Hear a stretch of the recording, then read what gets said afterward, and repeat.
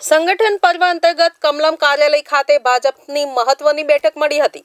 આવતીકાલથી મહાનગર શહેર પ્રમુખ અને જિલ્લા પ્રમુખોની ચૂંટણી પ્રક્રિયા શરૂ થશે, જ્યારે દિલ્હીમાં સંગઠન પર્વ બેઠક બાદ કમલમ કાર્યાલય ખાતે બેઠક યોજાશે, જેમાં સંગઠન મહામંત્રી રત્નાકર, મુખ્ય ચૂંટણી અધિકારી ઉદય કાનડગની અધ્યક્ષતામાં આ બેઠક યોજાવાની છે। દિલ્હીની બેઠકમાં મળેલા સૂચનો અંગે પણ માહિતી અપાશે, તેમજ શહેર પ્રમુખ અને જિલ્લા પ્રમુખની ચૂંટણી અંગે વય મર્યાદા સહિતના ધારાધોરણો અંગે માર્ગદર્શન અપાશે।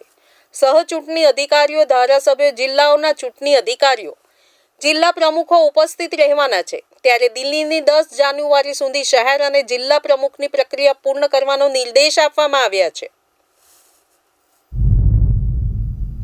ભાજપમાં સંગઠન પર્વ ચાલી રહ્યું છે, તે દરમિયાન વોર્ડ પ્રમુખોની નિમણૂક કરવામાં આવી રહી છે, પરંતુ જે રીતે હવે જાન્યુઆરીમાં સ્થાનિક સ્વરાજ્યની ચૂંટણીઓ આવવાની છે, તેને લઈને શહેર અને જિલ્લા પ્રમુખોની વરણી માટે મહામંથન શરૂ કરવામાં આવ્યું છે। આપ દ્રશ્યોમાં જોઈ શકો છો કે કમલમ ખાતે આજે એક બેઠકનું આયોજન કરવામાં આવ્યું છે। આ બેઠકની અંદર જે છે સંગઠન મહામંત્રી રત્નાકરજી, મહાનગરપાલિકા, જિલ્લા ચૂંટણી અધિકારી અને જિલ્લા ચૂંટણી સહ અધિકારી પ્રભારી સહિતના જે આગેવાનો છે તેમની અધ્યક્ષતામાં કમલમ ખાતે આ બેઠકનું આયોજન કરવામાં આવ્યું છે।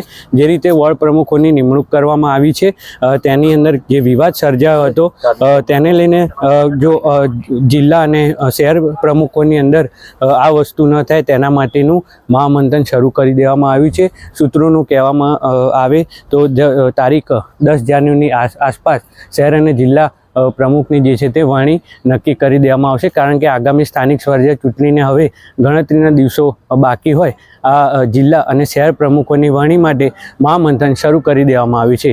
આનંદ બારોટ, VR લાઈવ, ગાંધીનગર।